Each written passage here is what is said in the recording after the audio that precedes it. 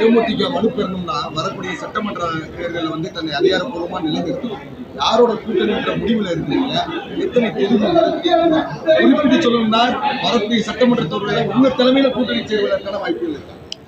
இந்த கூட்டணி கேள்வி குறித்து எங்கள் பொதுச் செயலாளர் திருமதி பிரேமலதா விஜயகாந்த் மிக தெளிவாக சொல்லியிருந்தாங்க. இந்த மாதிரி ஜனவரி 9 எங்களோட நிலைப்பாடை நாங்கள் சொல்கிறோன்ட்டு.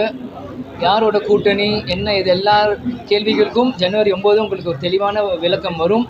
இன்றைக்கு நாங்கள் செயற்குழு பொதுக்குழுவில் தருமபுரியில் சொன்ன மாதிரி தமிழ்நாடு முழுவதும் சுற்றுப்பயணம் செஞ்சு எங்கள் கட்சியோட வலுவை நாங்கள் முதல்ல நிரூபிக்கணும். எங்களோட கட்சிக்காரங்க ஒதுங்கி இருக்கிறவங்க யாராக எல்லாருமே கூப்பிட்டு பேசி எங்கள் கட்சியை நாங்கள் வலுப்படுத்தி மீண்டும் 2011 கேப்டனோட எப்படி 29 எம்எல்ஏ கோட்டைக்கு போனாங்களோ அதே மாதிரி தேமுதிக 2.0 அப்படின்னு சொல்கிற மாதிரி திருமதி பிரேமலதா விஜயகாந்த் தலைமையில் பல எம்எல்ஏக்கள் தேமுதிக சார்பாக கோட்டைக்கு போகணும் தான் ஒரு இளைஞனாக தேமுதிக அடிப்படை தொண்டனாக எனக்கு ஒரு ஆசை. அதுக்காக நான் பாடுபடுறேன் தான் நான் இந்த நேரத்தில் சொல்லி. விஜயகாந்த் சார் வந்து அரசியலுக்கு வரும்பொழுது என்ன விதமான வரவேற்பு இருக்கிறதோ அதே வரவேற்பு இப்போ விஜய்க்கு வந்து இருக்கு.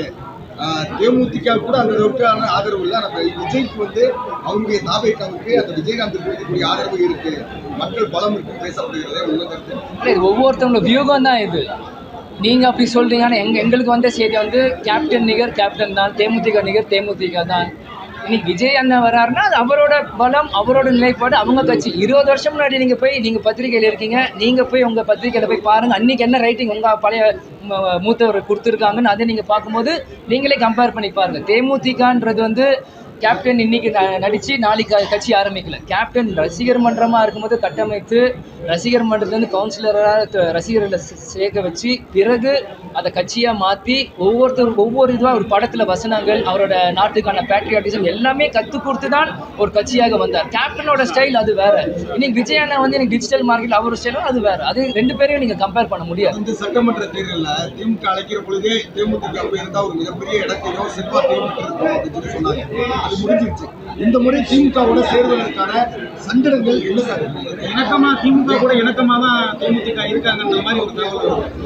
கூட்டணியில போறதுக்கு என்ன சங்கடம் இருக்கு, என்ன தர்ம சங்கடம் இருக்கு? அதிமுக ராஜ்யசபா தரையினாங்க, அது கூட தரல. அதிமுக திமுக என்ன பெரிய வித்தியாசம் பார்த்தீங்கன்னா தேமுதிகவை சங்கடப்படுத்தமா எந்த கட்சி யாரும் பண்ண முடியாது. ஆனால் எல்லா சங்கடங்களும் தாண்டி நீ நிற்கிற கட்சி தான் தேமுதிக. எங்களுக்கு திமுகவோட போனால் சங்கடம், அதிமுகவோட போன சங்கடம் அப்படிலாம் எனக்கு எதுவுமே இல்லை. நாங்கள் பழசோ புதுசோ எதுவுமே பார்க்கல. இன்றைக்கி வந்து நாங்கள் எல்லாருமே இன்றைக்கி நிற்கிறோன்னா நாங்கள் அரசியல் பழகியிருக்காக நாங்கள் கட்சிக்குள்ளே வரல. கேப்டனுக்காக தான் இன்றைக்கி நாங்கள் உட்காந்துருக்கோம் அரசியல் மேடையில். இன்றைக்கி கேப்டன் ஆரம்பித்த கட்சி தோக்கக்கூடாது, அவர் ஆரம்பித்த கட்சி ஜெயிக்கணும். இன்றைக்கி நிலைப்பாடு என்ன? இன்றைக்கி நிலைப்பாடில் யாரோட கூட்டணி வச்சா நம்ம ஜெயிப்போம் அதை தான் நாங்கள் சிந்திக்கிறதால முன்ன பின்ன எல்லாமே பார்த்தா அப்படி பார்த்தா கலைஞரையா தான் கேப்டனுக்கு கல்யாணம் பண்ணி வச்சார். பிறகு அதுவே அரசியல் கால் பண்ணிச்சு ஆச்சு. இந்த மாதிரி ஒன்றுக்கு நம்ம மேட்ச் பாயிண்ட் பண்ணிகிட்டே இருந்தீங்கன்னா இன்றைக்கி அரசியல் செய்ய முடியாது. இன்றைக்கி நாங்கள் திமுகவோட போகிறோமா இல்லை அதிமுகவோட போகிறோமா இல்லை தனித்தா இல்லை என்ன அப்படின்ட்டு மீண்டும் சொல்கிறேன். பொதுச் செயலர் திருமதி பிரேமலதா விஜயகாந்த் சொன்ன மாதிரி ஜனவரி 9, 2026 உங்களுக்கு தெள்ள தெளிவான விளக்கம் உங்களுக்கு கிடைக்கும். ஓரளவுக்கு திமுகவோட போறதுக்கான வாய்ப்பு இருக்குன்னு நினைக்கிறேன். உங்கள் வியூகம் அது உங்களோட, எங்கள் வியூகம் நாங்கள் ஜனவரி 9 நாங்கள் சொல்கிறோம். Thank you sir. ஒரு நிமிஷம். இப்போ கடந்த சில நாட்களுக்கு முன்னாடி பார்த்தீங்கன்னா எடப்பாடி தலைமையில் கூட்டணி ஆட்சி தமிழகத்தில் அமையணும் அவர் அமித்ஷா சொல்லியிருக்காரு. இதை நீங்கள் எப்படி பார்க்குறீங்க? சரி, அமித்ஷா வந்து என்ன சொல்லியிருக்காங்கன்னா கடந்த சில நாட்கள் தமிழகத்தில் எடப்பாடி தலைமையிலான கூட்டணி ஆட்சி தான் மீண்டும் 2026 அமையும் அப்படின்னு இருக்காரு. இதை நீங்கள் எப்படி பார்க்குறீங்க? கண்டிப்பாக கூட்டணி ஆட்சி தான் அமையணும், அதை நாங்கள் வரவேற்கிறோம். ஆனால் அது திராவிட சித்தாந்தங்கள கூட்டணி ஆட்சியாக தான் அது அமையணும். வேறு யாருக்குமே இங்கே இடம் இல்லை. இது தமிழ்நாடு என்பது திராவிட நாடு. திராவிட கொள்கையை கொண்ட கட்சிகள் தான் கூட்டணி ஆட்சி பெறும். அதுக்கான சாத்தியம் இன்னைக்கு எல்லாமே இருக்கு. சிவகங்கை மாவட்ட திருப்பூணத்தில் வந்து விசாரணைக்கு அழைத்து செல்லப்பட்ட ஒரு நபர் வந்து இப்போ இறந்திருக்காரு. தொடர்ந்து அந்த மக்கள் போராடிக்கிட்டு இருக்காங்க. காவல்துறையோட இந்த நிலைப்பாடை இப்போ நீங்கள் எப்படி பார்க்குறீங்க? எப்போ நடந்தது? நேற்று நைட்டு விசாரணைக்கு அழைச்சிட்டு போயிருக்காங்க. விசாரணையின் போது இன்னைக்கு காவல்துறை நிலைப்பாடு இன்னைக்கு எல்லாமே பண்ணுறது அரசாங்கம் கையில் தான் இருக்குது. அதை இன்னைக்கு காவல்துறை யார் வச்சுருக்காங்க? சிஎம். இன்னைக்கு அவர் தான் அதுக்கு விளக்கம் கொடுக்கணும்.